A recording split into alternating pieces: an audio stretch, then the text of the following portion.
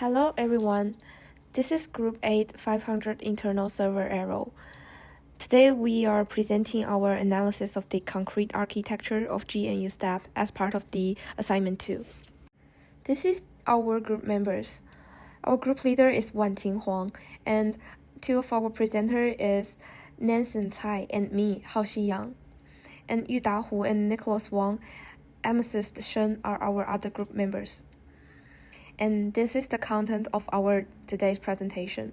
The first part would be the introduction, and we will include updated conceptual architecture, architecture derivation process, top-level concrete architecture, alternative architecture style, subsystem analysis, especially for the subsystem we choose, which is LIPS GUI, and reflection analysis, also use case and sequence diagrams. And the last part will be the challenge and lesson learned, some limitation of our analysis, and the conclusion. Let's start at the introduction. So our project goal is to analyze GNU's concrete architecture and compare it with its conceptual design.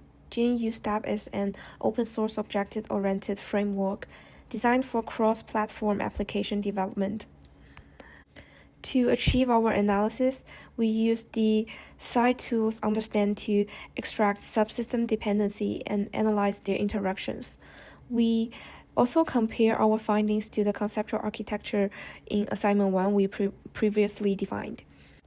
This analysis helps us to understand the importance of real-world software architecture, and we also identify some potential design and potential improvements of this architecture. In our assignment 1, we identified the GNU's architecture as a layered system designed for modularity and maintainability. And there are 6 key subsystems.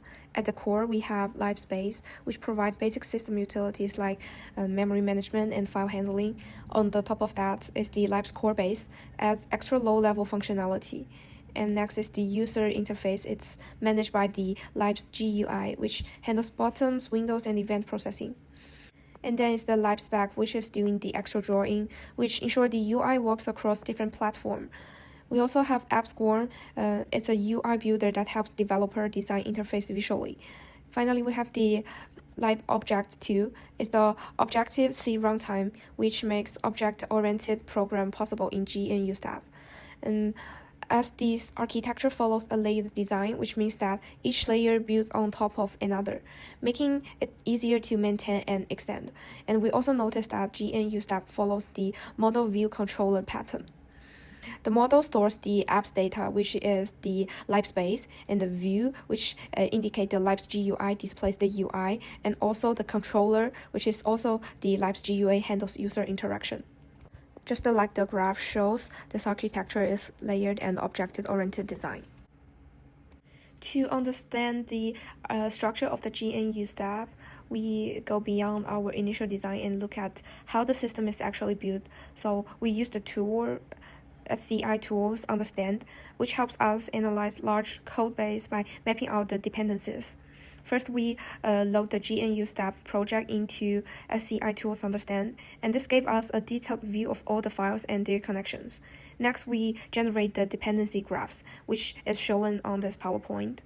The graph shows how different parts of the system communicate with each other, and we focus on the static dependencies and dynamic dependencies. The static dependencies is the direct connection in the code, and the dynamic dependencies is the indirect connection like the functions called at runtime. Then we grouped related components into subsystems based on their function. For example, we saw that LIPS GUI depended on LibSpace for system-level operation and worked with LibSpec for rendering. And finally, we compared what we found to our original conceptual architecture. This helps us spot missing links, unexpected dependency, and place where the design was different from what we expected. During this process, a discovery was that some UI-related functions in LIPS GUI bypassed LibSpec and directly used LibSpace. This wasn't part of our original design, so we had to rethink how these components interact. And then we got a much clearer picture of the real architecture of GNU. So let's look at the top-level concrete architecture. And in the top-level concrete architecture part, after we using the tool analyzing, we found that the main subsystems are LibSpace, Libs Core Base, Libs GUI, LibSpec, AppScore, and Libs Objective. And as mentioned before, their utilities were very clear now. And so how the subsystems are interact, that Libs GUI depends heavily on LibSpace to handle application logic and system level tasks. And the rendering tasks are handled by LibSpec. But we found that some UI components in Libs GUI still include minor rendering logics, and it creating some unexpected overlaps. AppScore relies on Libs GUI to define UI components, but it doesn't interact directly with the LibSpec, which was something we expected to see. And the libobject2 supports the entire system. It handles object-oriented functionality and memory management. One of the biggest surprise that some UI function in Libs GUI directly interact with LibSpace. It skips LibSpec. This means some UI logic isn't fully separated from system-level function, which goes against the layer design we expected. During our analyzing, we explored that there are 3 alternative architecture styles. The first one is the microkernel. The microkernel architecture would break the system into small independent servers that communicate with each other. This will improve the modularity, making it easier to modify and extend. However, since microkernel relies on message passing between services, this would add performance overhead and slow down system operation. And since GUI step relies on fast internal communication, this approach would reduce efficiency and making it an unsuitable choice. So we don't choose this microkernel architecture. And the second one is component-based architecture. This will separate GNU step into independent reusable components and allow for easier update and the ability to replace specific subsystem without affecting the rest of the system. For example, Libs GUI and LibSpec could be fully independent, making it easier to modify rendering logic. However, this will also increase complexity, especially in handling event-driven interactions. Since GNU step is designed as a tightly integrated system, this architecture would introduce more challenges than benefit. And the last one is the service-oriented architecture. This architecture would make each subsystem an independent service communicating through network-based protocols like REST or RPC. This will improve scalability and allows subsystem to work independently. However, this architecture introduces communication overhead and makes the system harder to maintain. And this is the reason why we don't choose the service-oriented architecture. Because GNU step is designed as a tightly integrated application platform. So after considering these alternatives, we conclude that layered architecture remains the best choice for GNU step. It provides a clear separation of concerns, making maintenance easier while still allowing tight integration for performance optimization. Even though we found some unexpected dependency, that the layer design remains the best balance between modularity, efficiency, and maintainability. Now for a subsystem analysis for libsGUI. In our conceptual view, libsGUI is divided into 2 parts. The front-end component, which lies in the libsGUI library, that handles the GUI independent of platform and display system code, and it depends on libsback as a backend that handles the platform and system, such as calls to the operating system. AppStorm is dependent on libsGUI to create the GUI in a drag-and-drop environment, and libsGUI relies on core dependencies from libsbase and libscorebase. However, in our concrete view, we see that there are actually a lot more bidirectional dependencies, unlike in the conceptual view where there's only one directional. AppStorm, libsbase, and libscorebase all have a bidirectional relationship. For reflection analysis for our second level subsystem, for one of the divergencies was libsbase having a dependency from libsGUI. One example is in the file libsbase/source/nsmessage port nameserver.m.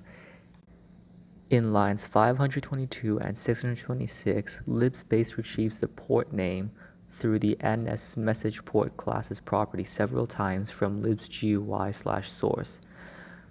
libsGUI also has dependencies imported from apps.jorm. libsGUI overrides some of the methods of apps.jorm/jorm core, such as toolbar selection item identifiers in libsGUI/source ns_tab_viewcontroller.m. libs core base also has dependencies from libsGUI. libs core base includes the config.h file several times from libsGUI source, such as in libs/corebase/source/cfr_run_loop.c. And for high-level reflection analysis, there are some divergencies we have observed. For example, libsback should be dependent on libsbase and libscorebase, but it turns out these two subsystems also depend on libsback, even though these two subsystems provide the core dependencies for all of GNU STEP. In particular, under the file libsback/source/xdps/parseafm.c, there's a macro called true and false that serves as a Boolean type used extensively in GNU STEP project, even in libscorebase and libsbase. For example, in libscorebase, it's used as a return type for the function cf Gregorian details is valid in libscorebase/source/cfdate.c. It's also used in libsbase. For example, in libsbase/source/libgnustep_baseentry.m, it uses it on line 92. We believe for situations like this, where there's a macro that serves as a Boolean data type used throughout the entire project, it should be better design choice for it to be placed under libsbase or libscorebase. Here we have a sequence diagram for when a user clicks on a menu item. The process begins when the user clicks on an option from a menu, for example, open. The NS menu component's predefined action will be triggered, which requests the NS document controller to load the document via the selector mechanism. Once the document controller receives a request, it invokes the corresponding methods of NS document to initialize a document and then display it as demanded. The NS document, when required to perform display, will initialize a NS window controller, set it properly, and activate it, hence assigning the responsibility of displaying, which is not a business of a document, to the window controller. For lessons learned and limitations, we have learned that all software projects don't go as planned. What's supposed to be a one-way dependency was often two ways in GNU STEP, and looking into the code made us realize how big and complex the project is to understand, let alone write and maintain. We also learned how much GNU STEP relies on native systems tooling such as compilers, especially display engines. Some of the limitations we had was that we could not get a clear understanding of why there was a divergence in some of the dependencies imported, as we do not know the original developer nor the PR that implemented it, and why the dependency is located and imported at the location and method the way it is. In conclusion, in this assignment, we got a deeper understanding of the underlying code of the GNU STEP project. We have explored the concrete view, finding discrepancies in our reflection analysis when compared against the conceptual architecture in our first assignment. We also have adjusted our conceptual architecture as well as the sequence diagrams to properly adjust to our deeper understandings. The end. Thank you.